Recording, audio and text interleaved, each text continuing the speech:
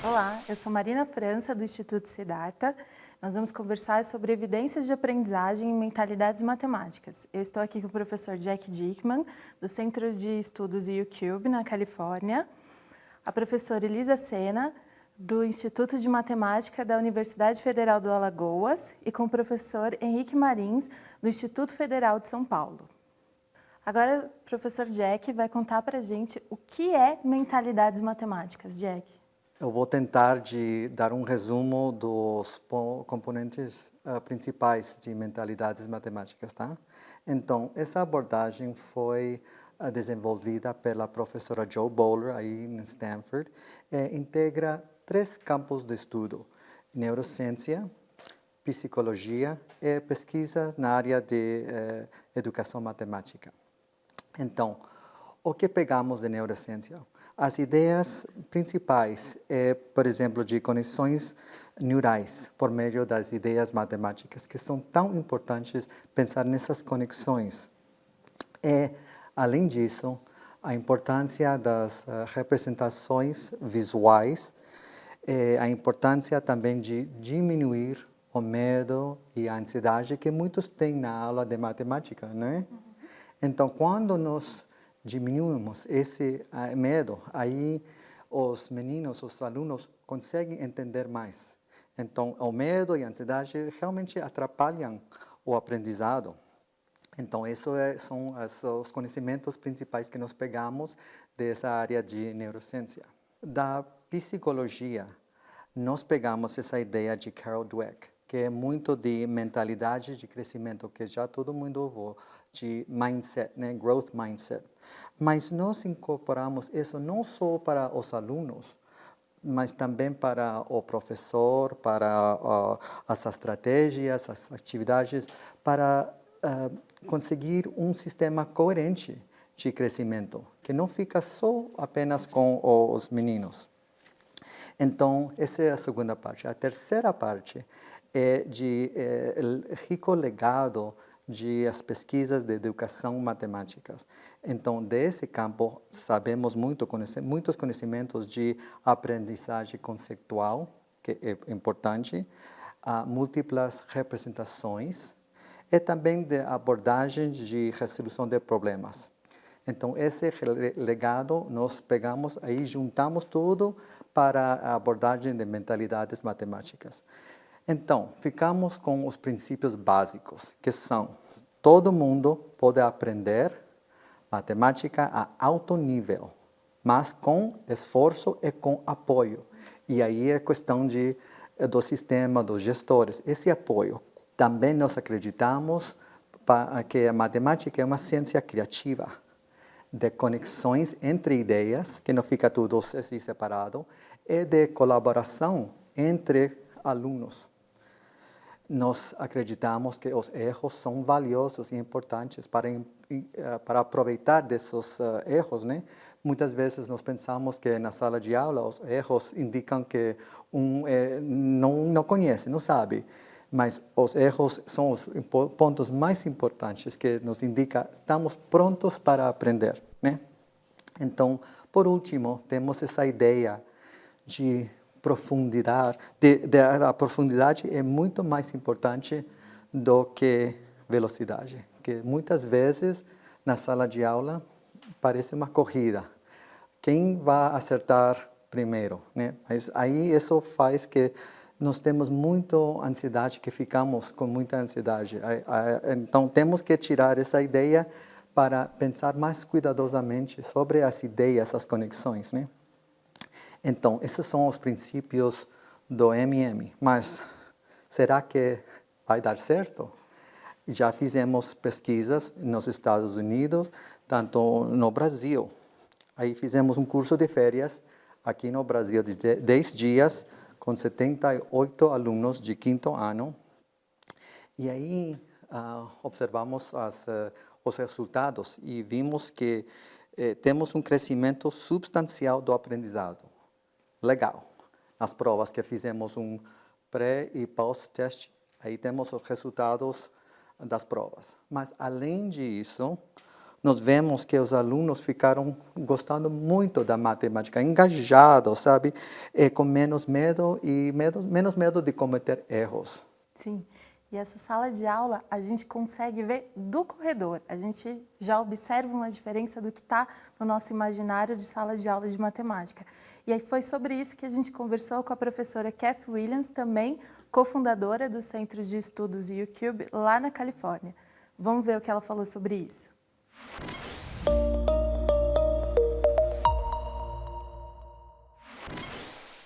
Hi, everyone. It's great to be with you. I'm Kathy Williams. I'm co-founder, co-director of UCubed. And we at UCubed, myself, we're so happy to be part of this partnership with all of you in Brazil.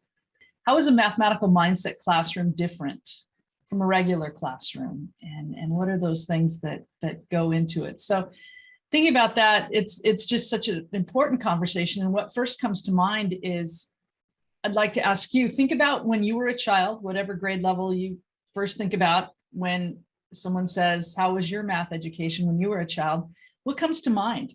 What do you see and feel that was around you at the time? And as you sat and worked on a math problem, how did you feel? What do you think about with that question? But as I walked into the classroom, what I saw around me were mindset messages on the walls. And then what I saw in this classroom were students sitting in groups. They were in groups of 4, and they had their computers out. And I heard laughter. I love to go into a classroom and look into kids' faces. What do you see when you're looking into their faces? And I saw life, and their eyes were bright. And what they were laughing about was their enjoyment of the mathematical problem they were solving. They were on task. They were doing mathematics and they were laughing. And they were working together. They were looking at each other's work, and they were asking each other questions. Well, how did you do that? And what do you think of this? And they truly were asking because they cared about what they were working on, not just because they wanted an answer. They wanted to get it done, and they wanted to shut it down. I didn't hear fixed mindset messages coming from the students' mouths. You know, things like, oh, this is hard, I can't do it. Oh, I wish I wasn't in this class. Oh, I'm just gonna wait until the teacher tells me what to do. They were actively, you know, they were saying, well, what do you think? And how are you doing it? And can I see your work? And can we talk about, you know, it was a community again. I keep coming back to this community of learners. And those are the things I think that are so amazing. And back to the teacher was walking around. It was, the mathematics was going on across the room. It wasn't just where the teacher happened to be, because the students wanted to be doing it. In a mathematical mindset, the content is different. The questions we ask is different. The way we engage with the community of math learners is different. It's actually a community of math learners. And it's a passionate place where there's happiness and laughter, and the work is beautiful, that it's different. So we actually want to look at it because we're really curious about how someone else has seen it and done it, and their unique ways. And in that, mistakes are valued and celebrated, because as a community, we all understand that we learn and we grow if we're making mistakes. If we're truly challenged and making mistakes, it's better for our own learning. Uma sala de aula de matemática com brilho no olho, com risada. É o que a gente mais quer, né? Henrique, eu tive a oportunidade de conhecer alguns alunos seus e eles falaram dessa felicidade de fazer matemática. A gente sabe que você já pesquisa mentalidades há alguns anos e a gente queria saber quais foram as principais mudanças que você foi fazendo ao longo do tempo na sua sala de aula para ter uma sala assim, com risada, brilho no olho e muita inspiração. Obrigado, Marina. Realmente as mudanças elas ocorreram, mas principalmente para conseguir esse objetivo que a professora Kathy Williams menciona, ou seja, uma verdadeira comunidade de aprendizes, uma comunidade de aprendizagem em que as pessoas se sentissem bem estudando matemática, criando com matemática. Mas antes de pensar em qualquer mudança específica na sala de aula, havia uma preocupação prévia, que era que elementos de mentalidades matemáticas eu traria para essa primeira experiência, para esse primeiro momento. Porque são muitas coisas, como o Jack mencionou, isso envolve neurociência, psicologia, aspectos de pesquisas já bem desenvolvidas da educação matemática, e como trazer essas coisas, então, para uma mudança, para uma nova experiência? Que elementos de mentalidades matemáticas trazer em primeiro lugar? E, como toda experiência, a gente faz alguns testes, né? A gente faz algumas escolhas. É necessário que a gente tenha algumas escolhas para esse primeiro momento. E eu fui optando por fazer, em turmas diversas, inclusive, mudanças diferentes. Então, em uma determinada turma, uma mudança no aspecto da própria metodologia da aula, ou seja, trazendo mais para o trabalho em grupo, trazendo tarefas mais abertas, que não tivessem aquela resposta definitiva naquele momento, mas que gerasse a necessidade de continuar pensando sobre aquilo ao longo de algumas aulas. Para outra turma, já um pensamento mais voltado para as práticas de avaliação. Então, tirar um pouco daquele formato que é bastante reconhecido de qualquer sala de aula de matemática, né, que uma avaliação é uma prova escrita, individual, sem consulta, num determinado momento, que normalmente é o momento do final de um ciclo, e que tem como objetivo simplesmente estabelecer uma classificação, estabelecer ou um critério de aprovação e reprovação. E a opção foi trazer para elementos e estratégias de avaliação que fossem mais voltados para um caráter, para um ambiente de uma avaliação formativa. Ou seja, uma avaliação que tivesse como objetivo auxiliar a aprendizagem e não simplesmente estabelecer um número, estabelecer um critério que fosse ali o determinante para dizer o que aquele aluno ou o que aquela aluna é. E sim para dar meios para que ele se fizesse, para que ela se fizesse também. Se fizesse aprendiz de matemática, se fizesse criador, criadora também na matemática. Então, em uma turma, uma tentativa mais de mudança da própria metodologia de sala de aula. Em outra turma, uma mudança mais focada no critério de avaliação. E, de minha parte, uma mudança também das maneiras como eu agia em sala de aula. Então, as mensagens que eu dava aos meus alunos, às minhas alunas, o tempo que eu ocupava falando em sala de aula e que muitas vezes impedi ou não dava o espaço devido ali para que eu ouvisse também as contribuições que eles e elas podiam trazer. Quando eu falo o tempo todo, não tem comunidade de aprendizagem, tem simplesmente alguém falando e depositando conhecimento no outro como se isso fosse possível, e não é.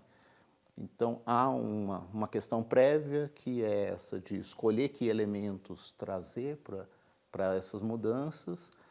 Há necessidade das pequenas experiências, das pequenas estratégias, e uma mudança de comportamento de uma forma geral.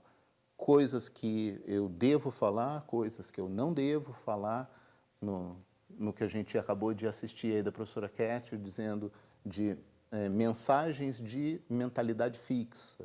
Ou seja, eu preciso cultivar em mim também mensagens de mentalidade de crescimento, para que também os meus alunos, as minhas alunas, não continuem propagando esse tipo de mensagem de mentalidade fixa, de que triste que eu estou aqui numa sala de aula de matemática, eu estou aqui sofrendo por estar numa sala de aula de matemática, e que isso, aos poucos, vá se transformando em mensagens do tipo: nossa, eu percebo que a matemática é um ambiente favorável, é um ambiente criativo, é um ambiente prazeroso, e eu quero permanecer aqui, eu quero estar nesse mesmo ambiente.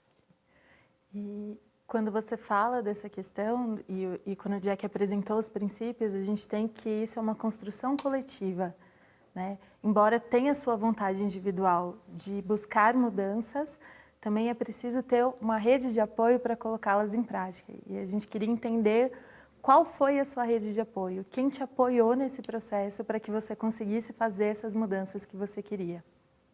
Eu reconheço que na instituição em que eu trabalho, eu tenho uma situação talvez um pouco mais benéfica e peculiar para ter uma autonomia de decidir mudanças a respeito da maneira como eu construo as minhas estratégias de ensino ou as minhas estratégias de avaliação. Mas ainda assim há normas, há regulamentos que precisam ser seguidos. Mas os regulamentos, eles não são também proibitivos de que se façam essas mudanças. Por exemplo, na instituição em que eu trabalho, há uma determinação de que as avaliações têm que ser feitas com 2 instrumentos distintos. Cada período letivo precisa ser avaliado com ao menos 2 instrumentos distintos. E não há nada que obrigue que um desses instrumentos seja uma prova, tal como as provas ortodoxas, tradicionais que a gente tem na matemática. Então, eu pude ali optar por fazer desses 2 instrumentos distintos, 2 que tivessem características mais agregadas e mais atuais com relação a mentalidades matemáticas. Também com relação ao apoio, nunca, em momento algum, eu tive um impedimento ou um bloqueio, uma barreira causada por uma coordenação acadêmica ou pela própria direção. Pelo contrário, eu me senti realmente em condições de colocar essas novas ideias, essas mudanças, sabendo que, desde que eu estivesse de acordo com as normas, com os regulamentos, eu não teria nenhum tipo de interferência da administração na minha própria prática docente. O que me deixava também muito mais livre e também em condições de lidar com as minhas próprias angústias, os meus próprios medos, as minhas próprias dúvidas a respeito daquilo que estava acontecendo. Mas, de certa forma, o ambiente ali dos outros colegas também, dos outros docentes, gerava essa sensação também de possibilidade de compartilhamento, de contar experiências que haviam acontecido e coisas que haviam dado certo, ou mesmo coisas que não haviam dado tão certo assim, tendo a oportunidade de conversar pelo menos com outros colegas que também têm a mesma vontade de fazer com que a sala de aula de matemática se torne isso que a gente está desejando.